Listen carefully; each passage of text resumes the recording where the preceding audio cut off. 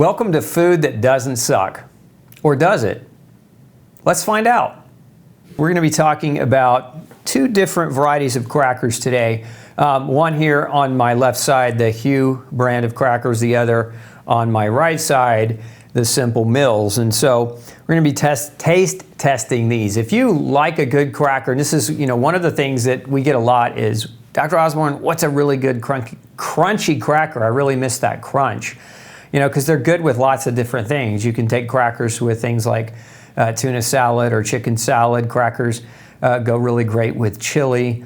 And sometimes you just want a cracker and you want that crunch. So are these good? Are they worth it? Let's dive into the test. So first, let's look at Hu and let's have a taste.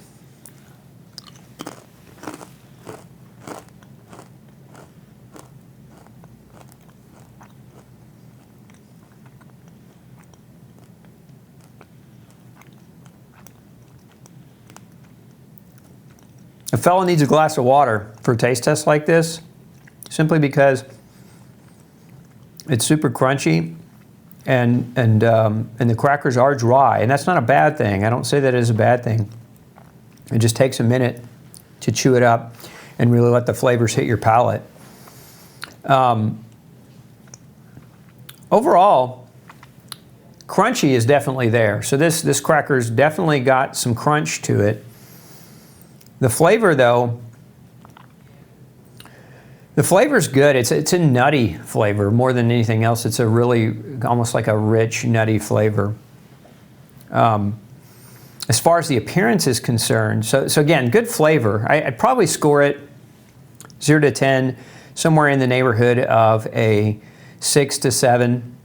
And again, this is just my opinion personally. So overall, pretty good. Not a bad cracker. As far as the appearance, though, is concerned, as you can see on the plate, you get a number of different crumbled crackers, and maybe that was what happened to this particular box in transit or in shipping. But if you're having a party and you're trying to put crackers out, ladies, and I say ladies because men don't care. If the cracker tastes good, we eat it. But if you're talking about curb appeal of your cracker and again, laying it out, if a box comes and there's a lot of crumbled crackers, then you're not going to be able to really lay those out. And this particular box had a lot of that. But again, crunch was really solid, and the flavor was pretty solid. So overall, not a bad cracker. Let's jump over here to Simple Mills. Oh, great. So we got some water coming in. Let me just cleanse my palate.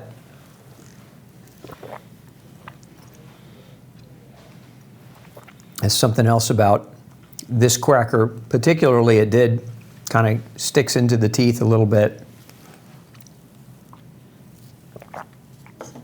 Good or bad or indifferent, doesn't bother me. That's just what it did. Okay, let's check out Simple Mills over here on the right. And so what strikes me is, okay, so just the appearance. This one kind of reminds me more of the classic nip, like cheese nip cracker or Ritz type cracker. It's perfectly squared with little tiny holes punched through it. So kind of, I don't know how you grew up, but I grew up and that was kind of a fond thing at Grandma's house. Anyway, just memories coming back, but let's try the cracker itself.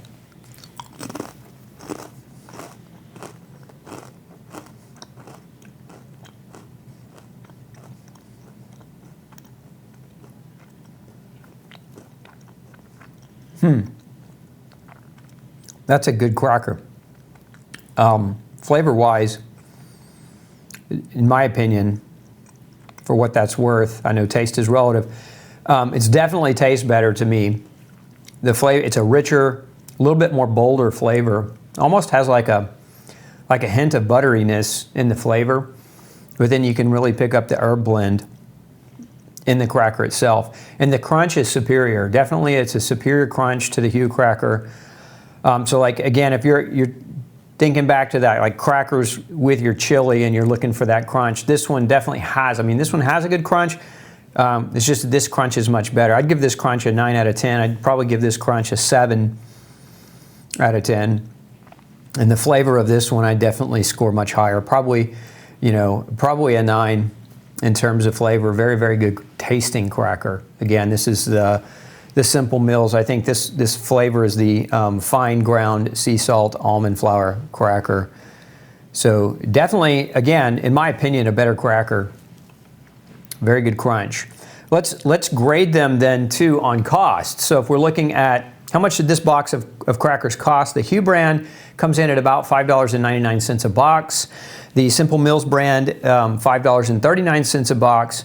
Although I imagine you could probably pick it up on sale, either one of these. I'm sure it would have sales here or there, but you know, coming in for a box of crackers, pound for pound, that's kind of expensive.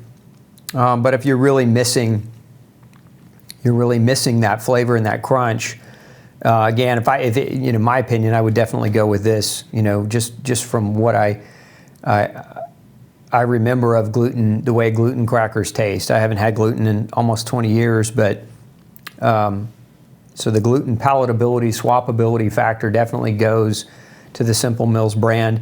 This one, again, it had a crunch, but a lot of it was stuck to the teeth, so it was crunchy, but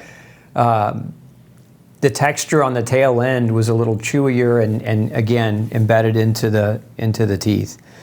Let's talk then about the nutritional value, the differences between these two crackers. And so if we look at the Simple Mills cracker, it's a nut and seed flour blend, predominantly containing almond, sunflower seeds, and flax seeds, but other ingredients: tapioca, cassava, sunflower oil, sea salt, onion, and garlic. You could really pick up in this one the onion and the garlic.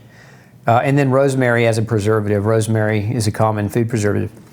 So from a nutritional perspective, 4 servings per box. The serving size is 17 crackers. You know, whoever sits down and eats only 17, most people don't. Not in my experience. But a lot of fat in this cracker. So 8 grams of fat per serving, so that's 17 crackers, 8 grams of fat. No saturated fat if you're not really to speak of, 0.5 grams of saturated fat. And then from the carbohydrate perspective, 18 grams of carbohydrate. 2 of the 18 grams is a fiber, and then 3 grams of protein. So it's a low protein, high fat, reasonably moderate carbohydrate based cracker. So again, even if you compared it to a gluten containing cracker, a lot lower on the carbohydrate spectrum, higher on the fat spectrum, but overall a really good cracker. Where I would score points against this cracker would be the fact that, you know, one of the primary ingredients is tapioca starch and cassava flour, and going back to the reason why, those 2 flours generally aren't fortified. They are high carbohydrate with low nutritional density, so your body is going to tap into its own reserve tank to process some of that carbohydrate. So this is not something I would add into the diet as a primary day-to-day staple food, but certainly once in a while, if you have that hankering for crunch, definitely not a bad option. The other thing that I would score against this product, for and both against, is that some of the ingredients are organic, which is definitely a 4. So the sunflower oil is organic, the onion, the garlic are both organic. However, the tapioca starch, the cassava flour are not. And so that, you know, that again, we look for organic as much as we possibly can find it. This product is not 100% organic. I think that it would be a far superior product if this company would seek out organic ingredients and put those in lieu. It'd probably raise the cost quite a bit, but again, your health's probably worth it. Now let's look at the Hugh brand. So if we look at this one, serving size is 22 crackers. These are actually smaller crackers and they're a little thinner, so 22 crackers is a serving size, and it comes in from a caloric value under Simple Mills, whereas this for a serving of 17 crackers was 150 calories. This one is only 100 calories for 22 crackers. So if we look at the nutritional ingredient list, we've got 6 grams of fat versus the 8 grams of fat over here. We've got 13 grams of carbohydrate versus the 18 grams of carbohydrate over here, and we've got 3 grams of protein, so they're equal on protein. The Hugh brand is a little bit lower in carbs per serving, and a little bit lower in fat per serving and overall calories. If we look at the ingredients, They have a grain-free flour blend of almond, cassava, and organic coconut. So this one, that was what I was picking up. I'm not a huge fan of coconut, but there was definitely coconut in these. So there's an organic coconut flour in this. The almond and cassava flour in this product are not organic, so it points against that for being non-organic, but positive points for the coconut being organic. And then it's got black chia seed and flaxseed. It's got coconut aminos, organic coconut aminos, and sea salt. It's got apple cider vinegar, which is also organic, and then it has shallots, organic thyme, and organic rosemary extract. So, you know, both of these products from a quality of the ingredients perspective, both score good points. They're both non-GMO, so there's no genetically modified ingredients at all. But neither one of these products are 100% organic. So again, a few points taken off for that reason.